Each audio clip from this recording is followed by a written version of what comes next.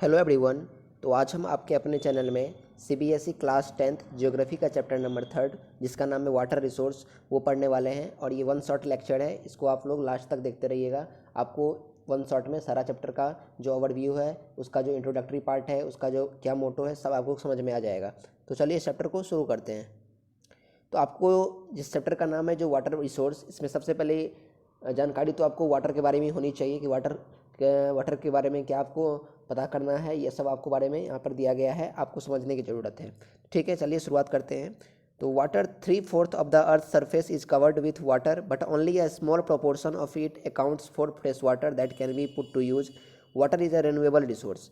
जो यानी यहाँ पर ये बताया जा रहा है कि जो हमारी जो अर्थ की जो सरफेस है उसमें 3/4 क्या समझ सकते हैं आप लोग, यानी 75% आउट ऑफ 100% में से 75% जो है वो पानी से कवर्ड है। लेकिन उसमें से केवल कुछ ही प्रोपोर्शन में जो पानी है वो फ्रेश वाटर के रूप में है, जिसको हम यूज में ला सकते हैं। यूज में किस तरह से, या फिर आप अपने खाना घर में बनाते हैं, खाना खाते हैं, ठीक है, पानी को पीते हैं, ठीक है, या फिर आप अपने कपड़े को धोते हैं, कुछ भी करते हैं आप लोग पानी को, तो फ्रेश वाटर की आप लोग को नीड ज़रूरत होती है। इसलिए जो फ्रेश वाटर होती है वहाँ पर उसमें बहुत ही कम प्रोपोर्शन में जो फ्रेश वाटर हैं वो पाए जाते हैं।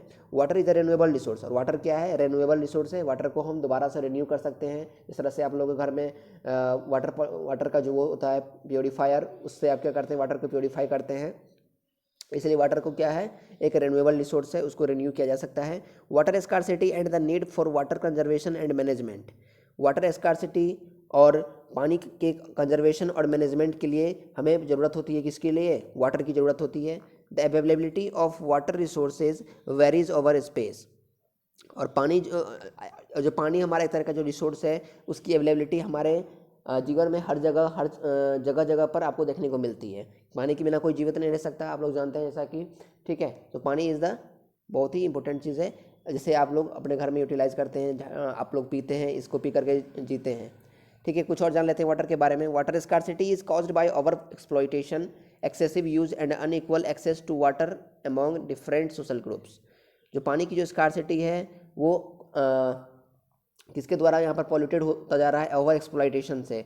अब पानी है, पानी की भी एक लिमिट है, ठीक है, उसको लोग ज़्यादा से ज़्यादा अगर यूटिलाइज़ करने लगेंगे, ठीक है, अपने एक्सेसिव यूज़ को से ज़्यादा वो यूटिलाइज़ करने लगेंगे तो पानी ज़्यादा दिन तक टिक पाएगा? नहीं टिक पाएगा। एक्सेसिव यूज़ उसका जब करेंगे, या फिर और पानी का जो है उसको अलग अलग सोशल ग्रुप्स में क्या करते हैं, ज़्यादा अमाउंट में लेकर के क्या करेंगे, पानी का इस्तेमाल करेंगे, तो क्या होगा कि पानी की जो मात्रा है वो घटती चली जाएगी और एक टाइम आएगा कि पानी नहीं रह पाएगा धरती पर। So water resource are being over exploited to expand irrigated areas for dry season agriculture. जो वाटर रिसोर्स है वो क्या होता जा रहा है, वो एक्सप्लॉइट होता जा रहा है जगह जगह पर। और क्यों एक्सप्लॉइट होता जा रहा है? क्योंकि लोग सब जो है ज़्यादा अमाउंट में पानी को इरिगेशन के लिए यूज कर रहे हैं, ठीक है, खेतों में दूर दूर तक पानी को बिछा रहे हैं, ठीक है। इसमें से क्या हो रहा है कि उससे क्या होता है कि ड्राई सीजन एग्रीकल्चर जो है आ जाता है, ठीक है। ड्राई सीजन एग्रीकल्चर के लिए वो लोग ऐसा करते हैं। ड्राई सीजन एग्रीकल्चर यानी ऐसा यानी खेती का टाइम जिसमें क्या होता है कि सूखा पड़ने लगता है उस टाइम पर। In some areas, water is sufficiently available to meet the needs of the people, but those areas still suffer from water scarcity due to bad quality of water. कुछ एरिया में क्या है कि पानी जो है कुछ ही जो है अमाउंट में पाए जाते हैं, और लोगों की ज़रूरत ज़्यादा अगर है तो वहाँ पर क्या होता है कि उन लोगों को पानी के लिए सफ़र करना पड़ता है। और गंदे जो पानी की जो क्वालिटी हर जगह अच्छी तो नहीं होती है, तो वो उन्हीं गंदे पानी से उन्हें काम चलाना पड़ता है, ठीक है। देख लेते हैं। और the need of the hour is to conserve and manage our water resource, ठीक है। हमें जो पानी जो हमारा एक तरह का रिसोर्स है, उसकी ज़रूरत हमें किस तरह से करनी चाहिए, किस तरह से कंजर्व करनी चाहिए, यहाँ पर हमें दिया गया है। To safeguard ourselves from health hazards. अगर हम पानी अगर प्योर पीते हैं तो आप लोग बताएं आपके हेल्थ के लिए बहुत ही अच्छी चीज़ होती है, ठीक है। To ensure food security continuation of our livelihoods and productive activities. आप पानी क्यों पीते हो? ताकि आपका जो हेल्दी है वो मेंटेन रहे। और जो पानी की जो फूड सिक्योरिटी है वो इंश्योर करते हैं, ठीक है। आप खाना खाते हैं तो पानी पीते हैं। कंटिन्यूएशन ऑफ आवर लिवलीहुड, हमें जीने के लिए पानी पीने की ज़रूरत है। और हमारे जो लाइफ में कुछ एक्टिविटीज़ होती है, उस एक्टिविटीज़ में हमें पानी की ज़रूरत होती है। आपके घर में ही मान लो किचन है, किचन में खाना किसके सहारे बनता है? अगर पानी नहीं रहेगी तो सब्जी बन पाएगी? नहीं बन पाएगी, ठीक है। यानी बहुत सारे जगह पानी का ही इस्तेमाल होता है। To prevent degradation of our natural ecosystem, और हमारे जो नेचुरल इकोसिस्टम है उसको भी प्रिवेंट करता है ये। अब देख लेते हैं multipurpose river valley projects and irrigated integrated water resource management.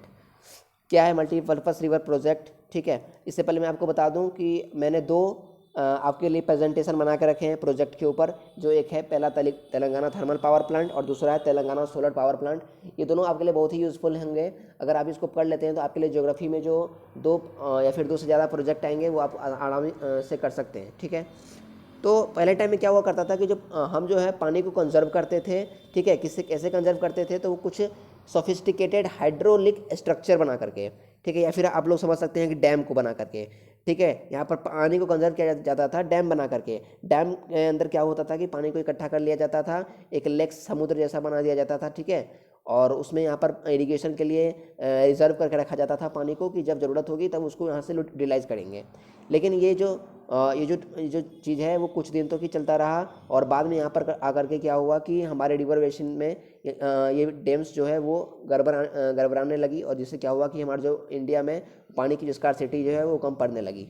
ठीक है, अब जानते हैं डैम्स क्या होता है। ठीक है, आप लोग देखते होंगे गांव घर में कि या फिर कहीं और भी आप लोग जैसे ब्रिज, अब गाड़ी से या फिर कोई भी चीज़ से सफ़र करते हो तो आप किसी ब्रिज के ऊपर से निकलते हो तो नीचे में क्या होता है कि पानी जो है वो बहता रहता है या फिर पानी का जो है वो मूवमेंट चलता रहता है। ठीक है, so a dam is a barrier across flowing water that obstructs, directs और retards the flow, often creating a reservoir, lake और इम्पाउंडमेंट डैम। इम्पाउंडमेंट जो एक डैम है वो क्या है, एक बैरियर है। ठीक है, ठीक है, जिसमें क्या होता है कि पानी इसमें से फ्लो करता है, ऑब्स्ट्रक्ट करती है। ठीक है, उसमें से डिटार्ड जो उसमें से पानी का जो मूवमेंट होता है वो ऊपर की लेयर से नीचे की लेयर की ओर आती है, और यहाँ पर जो पानी जो है वहाँ पर वो अपना एक शेप बना करते हुए निकल जाते हैं। Dam refers to the reservoir rather than the structure. ठीक है, डैम यानी क्या रिफर करता है कि उसका जो स्ट्रक्चर है उससे ज़्यादा उसका रिजर्वियर है। ठीक है, यानी वो कहीं पे जाकर के रिजर्व होती है, जहाँ कहीं पे जाकर के जमा हो जाती है और जहाँ से फिर उसको यूटिलाइजेशन के लिए यूज किया जाता है। अब यूज का डैम का यूज़ भी देख लेते हैं, क्योंकि हर चीज़ का कुछ ना कुछ यूज होता है, तो हम डैम का भी यूज़ देख लेते हैं। डैम्स आर बिल्ड, ठीक है, यानी डैम्स जो होते हैं वो बनाए जाते हैं। ये नहीं कि जो हमारा नेचुरल अकरिंग है ये लोग ही बनाते हैं मिल करके। डैम्स जो है वो बनाए जाते हैं to impound rivers and rain water that can be use later to irrigate agricultural fields. अब क्यों बनाए जाते हैं? ताकि नदी जो और पानी का जो हमारे जो बारिश होती है और नदी हैं उनको इम्पाउंड कर दिया जाता है, और उनको इकट्ठा करके पानी को क्या कर दिया जाता है, स्टोर कर दिया जाता है। और बाद में जब जैसे ही धूप उगती है या फिर मौसम अगर में बदलाव आते हैं, धूप उगते हैं, तो वहाँ पर इरिगेशन के लिए उस फील्ड में पानी को पहुँचा दिए जाते हैं। और भी क्या यूज है इसके? For electricity generation. और ये क्या करती है? ये इलेक्ट्रिसिटी को जनरेट करती है। ठीक है, क्योंकि जो इलेक्ट्रिसिटी कैसे जनरेट करेगी, क्योंकि यहाँ पर जो है कई तरीके के ब्रिज लगाए जाते हैं, तो ब्रिज के ऊपर वहाँ पर टावर भी दिया जाता है, ताकि वहाँ से क्या होता है कि इलेक्ट्रिसिटी जनरेट होती है। Water supply for domestic and industrial uses, पानी का सप्लाई होता है, घर घरों तक पहुँचते हैं और इंडस्ट्री तक पहुँचते हैं, ताकि वहाँ से इंडस्ट्री से कोई भी सामान जो है कंट्रोल होकर के आए। फ्लड कंट्रोल, और जो डैम बनाए जाते हैं ताकि वो फ्लड से बचे जा सकते हैं। जैसे मान लो अगर आपके गांव घर में सिर्फ रोड ही है, तो अगर हो सकता है कि बहुत कुछ सर्टेन टाइम के बाद बाढ़ अगर आए तो वो क्या होता है कि रोड के ऊपर पानी चला जाता है। आप लोग देखते भी होंगे। तो क्या होता है, अगर डैम बना दिया जाता है तो क्या होता है कि वो ऊपर तक जाता है डैम। तो डैम जाता है तो उसके ऊपर तक पानी पहुंचना मुश्किल होता है, इसलिए वहाँ पर बाढ़ से बचने के लिए डैम बना दिया जाता है। Recreation inland navigation and fish breeding, ठीक है, मछली को इसमें रखा जाता है ताकि वो हाई अमाउंट में क्या कर सके, फिश को जो है वो क्या करते हैं, मल्टीप्लाई करता जाता है फिश मछली, और बहुत सारे मछली जो है इकट्ठा होते हैं और फिर वहाँ से क्या करते हैं, मार्केट में सेलिंग के लिए भेज दिए जाते हैं। अब देख लेते हैं side effects of creating dams. अब देखो कोई भी चीज़ का अगर फ़ायदा है तो उसका नुकसान भी है। अब इसके कुछ नुकसान के बारे में जान लेते हैं। Regulating and damming of reverse effect there natural flow. जो डैम का जो रेगुलेटिंग और जो हमारे रिवर का जो फ्लोइंग है वो क्या करता है, वो नेचुरल को फ्लो कर देता है, यानी जो हमारा नेचुरल फ्लो होता है, वो जो पानी फ्लो करता है वो हमारे उसको इफेक्ट कर देता है। इफेक्ट किस तरह से करता है देखते हैं। Poor the habitats for the reverse aquatic life, ठीक है, क्योंकि जो रिवर के लिए जो हैबिटेट है वो पूरी तरीके से जो है तैयार किया नहीं गया है। ठीक है, जिससे क्या होगा कि अचानक अगर डैम बना दिया जाएगा तो वहाँ से क्या होगी, बहुत सारे लोगों की जो घरें हैं वो उनको दहा करके ले जाएगी कहीं से कहीं। So fragment rivers make it difficult for aquatic fauna to migrate. और जो फ्रैगमेंट रिवर्स होते हैं, फ्रैगमेंट रिवर्स यानी जो फ्लो हो रहे हैं, ठीक है, वो उन्हें डिफ़िकल्टी होती है कि वो वहाँ पर पेड़ वाले इलाके में जाएं और वहाँ पर क्या करें, वहाँ पर जो जैसे ही पानी है तो वहाँ पर क्या होगी, मिट्टी वहाँ पर बहती चली जाएगी, तो वहाँ पर प्लांट तो उगना नहीं है, तो प्लांट क्या होगी, जहाँ पर पानी चला जाएगा वहाँ पर क्या होगा, एक्सेस अमाउंट ऑफ पानी जाएगा तो वहाँ पर क्या होगी, प्लांट उग नहीं पाएगी। Dams created on the flood plain submerge the existing vegetation and soil leading to its decomposition over a period of time. जो डैम्स होते हैं वो बनाए जाते हैं ताकि वो फ्लड के लिए बचे जाए। ये आपने देखा था इसके अच्छी बातें में, यूजेस ऑफ डैम में। और वहाँ पर जो एक्सिस्टिंग जो वेजिटेशन पहले से ही है और जो मिट्टी वहाँ पर पहले से ही लगाई जा चुकी है ताकि हमारा क्रॉपिंग उसके लिए हो सके, तो उसको क्या कर सकती है, ये बर्बाद कर सकती है डैम, क्योंकि वहाँ से पानी का मूवमेंट जो है स्पीड में होगी, जिसकी वजह से क्या होगी, कि फसल को बर्बाद कर देगी। Creating of large dams has been the cause of many new environmental movements like the Narmada Bachao Andolan and the तहरी दाम आंदोलन एटसेट्रा। ठीक है, बड़े बड़े डैम बनाने का जो कारण है, ठीक है, जो बनाया जाता है उसका कुछ कारण है, मतलब कि उसके कुछ इफेक्ट ये है कि वो क्या करते हैं, इन्वायरमेंटल के मूवमेंट, ठीक है, यानी जो हमारे वातावरण है उसके जो मूवमेंट होते हैं, जैसे कि हमारे नर्मदा बचाओ आंदोलन और तेहरा आंदोलन है, वो इन सब तक ये बातें को पहुंचाते हैं। ठीक है, जो कि बहुत ही वो गांव घर के लिए दिक्कत वाली बात हो सकती है, क्योंकि उन्हें सफ़र करके जाना पड़ेगा एक जगह से दूसरे जगह। Many times local people had to give up their land livelihood and their control over resources for the construction of the dam. कई बार क्या होता है कि जो लोकल पीपल यानी लोकल विलेज में जो रहते हैं, तो अगर उनके घर में अगर पानी आ जाता है तो उन्हें क्या करना पड़ता है, दूसरे अगर उनके खेत में अगर पानी चला जाता है तो वो दूसरे का सहारा उन्हें लेना पड़ता है कि, और अपने उन्हें ज़िंदगी बचाने के लिए, अपने लिवलीहुड, अपने जीवन जीने के लिए क्या करना पड़ता है, दूसरे की सहायता लेनी पड़ती है। ताकि अब क्यों लेनी पड़ती है, क्योंकि उनके खेत में तो पानी आ चुका है, उसके उनके घर में पानी आ चुका है, तो अब वो क्या करेंगे, किसी से तो सहारा लेंगे तभी ना कहीं पर रह पाएंगे। ठीक है, और डैम की कंस्ट्रक्शन के लिए क्या करते हैं, वो भी प्रिपेयर होते हैं। और देख लेते हैं कुछ side effect. Most of the objections to the projects arouse due to their failure to achieve the purposes for which they were built. ठीक है, और अधिकतर जो ऑब्जेक्शन है प्रोजेक्ट के खिलाफ वो ये है कि जो यहाँ पर इसका जो पर्पस होता है वो बहुत ही हाई अमाउंट तक होता है।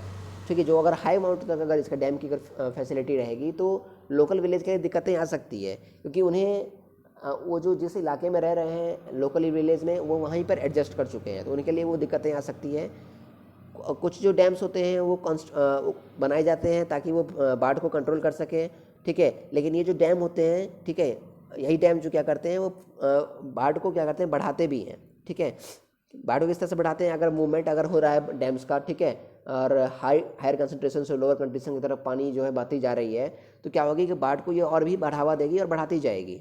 ठीक है, एक तरह से तो ये तो फैसिलिटी दे रही है कि यहाँ पर उसके ऊपर पानी नहीं आ सकता है, लेकिन पानी की जो मात्रा है वो बढ़ाती जाएगी। ठीक है, मिक्स होकर के। So dams have also caused extensive soil erosion. और यह क्या करती है डैम्स, सॉइल एरोजन जहाँ पर किए गए हैं, ठीक है, काउंटर प्लाविंग आप लोगों ने पढ़ा होगा, रिसोर्सेज एंड डेवलपमेंट में मैंने पढ़ाया है, आप लोग देख सकते हैं। तो उसमें क्या होता है कि जो सॉइल एरोजन जो होती है, सॉइल एरोजन आप लोगों ने पढ़ा होगा कि क्या होता है कि जो पानी का वहाँ जो सॉइल की जो लेयर होती है वो पानी, ठीक है, पानी हवा तूफान की किसी भी वजह से क्या होती है वो ढहती चली जाती है। तो डैम भी एक ऐसा कारण है जिससे क्या कर सकता है, सॉइल को इरोज कर सकता है। और ज़्यादा अमाउंट ऑफ वाटर का अगर यूज करते हैं हम, तो उससे क्या होगा, अगर एक्सेसिव यूज़ होगा वाटर का तो वहाँ पर उससे क्या हो सकती है, भूकंप आ सकती है, अर्थक्वेक हो सकता है। ठीक है, वाटर बॉर्न डिजीजेज हो सकते हैं, अगर ज़्यादा वाटर होगी तो ज़्यादा वहाँ पर बैक्टीरिया फैलेंगे, बैक्टीरिया ज़्यादा फैलेंगे तो क्या होगा, ठीक है, बीमारियाँ सब होने लगेगी। ठीक है, पॉल्यूशन होगा, सब कुछ होगा। ठीक है, अब देख लेते हैं एक बार, have a look at the India major rivers and dams in the map below. ठीक है, यहाँ पर आप लोगों को अब दिखाने वाला हूँ मैं मैप, ठीक है, जिसमें कुछ मेजर रिवर्स दिए के ऑप्शन दिए गए हैं और वहाँ पर कुछ डैम्स के भी इसमें मैंने लगाए हैं मैप। ठीक है, दिखाता हूँ आप लोगों को मैं। ठीक है, ये देखिए यहाँ पर मेजर रिवर्स एंड डैम्स लिखा हुआ है, और इसके लिए क्या है कि यहाँ पर चाइना टिबेट आप लोगों को नीचे यहाँ पर दिख रहा होगा लेयर, ये जो लेयर आ रही है ग्रीन ग्रीन कलर की, यहाँ पर ये रिवर है मेजर रिवर्स की। ठीक है, और यहाँ पर ये साइड वाला जो इलाका है आप लोगों का, ये ब्लैक जो ब्लैक ब्लैक आपको दिख रहा है, ठीक है, ये सब दिख रहा है आपको, ये सब आपके मेजर रिवर्स हैं। और डैम्स की बात करें तो डैम्स हमारे ये तीनों, ठीक है, ये सब आपके डैम्स वाले इलाके हैं। आप लोग कभी भी ज्योग्राफी पढ़ने के लिए बैठते हैं तो मैप लेके जरूर बैठा करिए, इससे आपके कंसेप्ट जो है वो आसानी से क्लियर होते रहेंगे। ठीक है, चलिए आगे बढ़ते हैं। रेन वाटर हार्वेस्टिंग, अब हमें क्या पढ़ना है, अब हमें पढ़ना है रेन वाटर हार्वेस्टिंग क्या होता है। So rain water harvesting is a simple method by which rainfall is collected for future uses. Rain water harvesting क्या होता है, जो यानी जो दो तरीके की हार्वेस्टिंग होती है, या तो आप एक रिवर से क्या होता है पानी को लेकर के आप लोग इरिगेशन करने में हेल्प करते हैं उसको, ठीक है, यानी उसको पानी देते हैं। और एक होता है रेन वाटर हार्वेस्टिंग, आप लोग कभी कभार देखते होंगे कि अधिकतर बारिश होती है जहाँ मतलब कि कुछ खाली इलाकों में बंजर ज़मीन पर, तो वहाँ पर भी क्या होने लगते हैं, प्लांट्स उगाते हैं।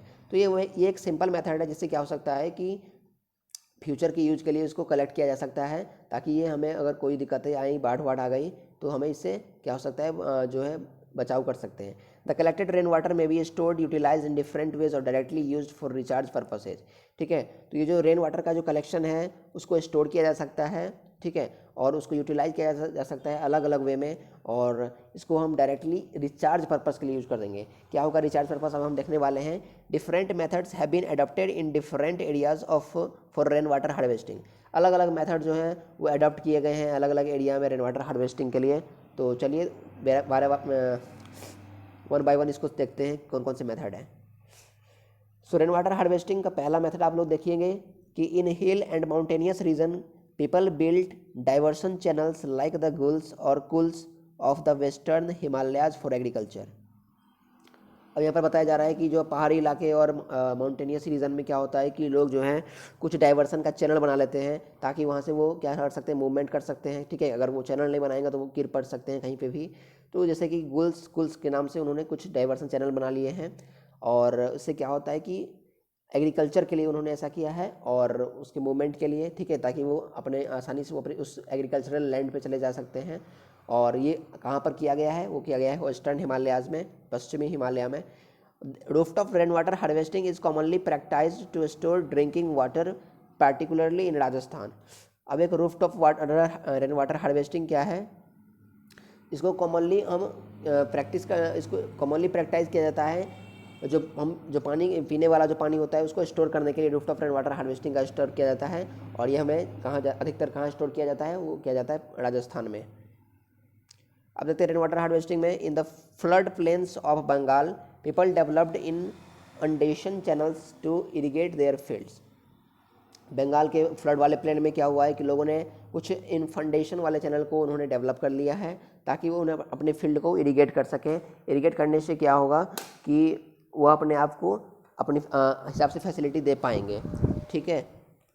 इन arid and semi arid region agricultural fields were converted into rain fed storage structures that allowed the water to stand and moisten the soil such as khadins in Jaisalmer and johads in other parts of Rajasthan. तो यहीं पर बात किया जा रहा है, आप लोगों ने एरिड सॉइल पढ़ा था, तो एरिड और सेमी एरिड रीजन, यहाँ पर एक रीजन की बात की गई है एरिड वाला। तो उसमें क्या होता है कि एग्रीकल्चरल जो फील्ड होते हैं उसको कन्वर्ट कर दिया जाता है रेन फीड स्टोरेज में, ठीक है। रेन फीड स्टोरेज क्या होता है, जैसे आप लोग पानी, आप लोग घर में बच्चे लोग खेलते भी हैं कि पानी को वो लोग इकट्ठा कर लेते हैं किसी बोतल में या फिर कहीं पे भी, तो वहाँ पर उसको एक स्ट्रक्चर उसका होता है जो वहाँ पर स्टोर हो जाता है, और वहाँ पर पानी में वहाँ पर वो अलाउ कर देते हैं कि वो जो सॉइल है, आप लोगों ने जैसे क्या करा कि बोतल लिया, उसमें आप लोगों ने पानी को भरा, ठीक है, जो रेन वाटर हो रही है। अब उसको आप लोग क्या करोगे कि अगर आप अपने कहीं पे ले जा करके आप लोग प्लांट को बोते हो आप लोग, तो वहाँ पर क्या करेंगे, वही पानी आप लोग डालोगे, तो क्या होगा कि वो जो प्लांट है वो तेज़ी से ग्रो करेगा, ठीक है, ड्यू टू द खादिन्स। उसमें खादिन्स होते हैं, जैसे आपको हो गया जैसालमर, जोहाट्स, इस सब प्लांट में अगर आप खादिन्स यानी जो प्लांट का रूफटॉप वाटर का आप लोग यूज़ करोगे, ठीक है, एरिड और सेमी एरिड रीजन में, तो ये आपको जल्दी से जल्दी होगा। तो ये ऐसा एरिया आपका एरिड और सेमी एरिड वाला रीजन कहाँ पे है, वो है राजस्थान में। फिर देख लेते हैं रेन वाटर हार्वेस्टिंग में। The tankas are part of the well developed rooftop rainwater harvesting system and are built inside the main house or the courtyard, ठीक है। यानी अब यहाँ पर क्या करते हैं, टंका आप लोग देख, यहाँ पर फिगर देख रहे होंगे कि आप लोग गांव घर में लगा रहता है, एक कुएं की तरह इसका स्ट्रक्चर होता है, इसी को टंकाज बोल दिया गया है। ये एक well developed rooftop water and rain water harvesting system है, जिसमें क्या कर जाता है, ये बना दिया जाता है ताकि अपने घर के अंदर बना दिया जाता है, या फिर अपने घर के बाहर या फिर अपने पड़ोसी में के अंदर कोर्टयार्ड में बना दिया जाता है, ताकि किसी को भी ज़रूरत हो तो वहाँ से पानी को ले सकें। This is mainly practised in Rajasthan, particularly in Bikaner, Phalodi and Barmer areas for saving the water and water. और ये अधिकतर कहाँ पे डाले गए हैं, वो है राजस्थान में, ठीक है, और बीकानेर आप लोग आप बीकानेर जगह पे है, वहाँ पे भी इसका टंकाज का यूज़ किया गया है। फैलोडी एक रीज़न है, बारमन एरिया है, ठीक है। रेन वाटर को सेव करने के लिए यहाँ पर क्या किया जाता है, टंका बना दिए जाते हैं। इसमें पानी जो बारिश से होती है, बारिश के टाइम पर इसे खोल दिया जाता है इसका ढक्कन, ताकि इससे पानी आकर के स्टोर हो सके। Many houses constructed underground rooms and adjoining the tanka to beat the summer heat as it would keep the room cool. कई सारे घर में क्या होता है कि वो अंडरग्राउंड रूम्स होते हैं, ठीक है। उसी तरह टंका के अंदर क्या कर दिया जाता है, अलग अलग रूम्स बना दिए जाते हैं उसके अंदर, ताकि वो जो हीट वाला जो पानी है वो कहीं और जाकर के अटक के, और जो कोल्ड वाला एरिया है वो वहाँ पर कहीं और पे जाके पानी वाला उसका एरिया अटके, ठीक है। यानी इसमें ये भी फैसिलिटी मिल जाती है कि आपको अगर ठंडा पानी पीना है तो ठंडा वाले पानी पीने से टैंकी वाले जो डिब्बे से उठा लीजिए, और आपको ठंडा पानी पीना है तो ठंडे वाले से, और गर्म पानी पीना है तो गर्म वाले ढक्कन से आप लोग निकाल लीजिए इस तरह से। अब रेन वाटर हार्वेस्टिंग का लास्ट टॉपिक है, लास्ट लाइन है, ये देख लेते हैं। Tamil Nadu is the first state in India which has made rooftop rain water harvesting structure compulsory to all the houses across the state.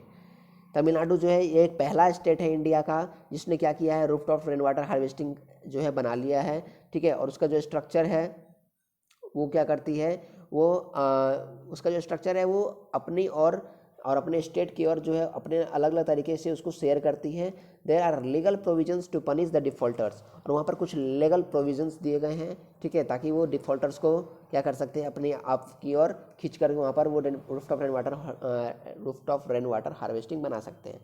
तो ये था water resources one short lecture. आप लोगों को मैंने समझा दिया है ये पूरा चैप्टर, जितना मैंने पढ़ाया है उतना ही से आपको क्वेश्चन आने वाले हैं एग्जाम में, इतने को आप लोग प्रिपेयर करिए, इसके नोट्स बनाइए, और मुझे आप लोग बताइए कमेंट्स में कि आपको ये वीडियो कैसा लगा, ठीक है। आपके लिए अगला चैप्टर नंबर 4 जो कि क्या है, मिनरल्स एंड एनर्जी रिसोर्स, या फिर कौन सा है, एग्रीकल्चर, वो दोनों एक बारी से वीडियो आती रहेगी। आप लोग बस सपोर्ट करते रहिए। मिलते हैं आपके साथ नेक्स्ट चैप्टर के साथ, तब तक के लिए बाय।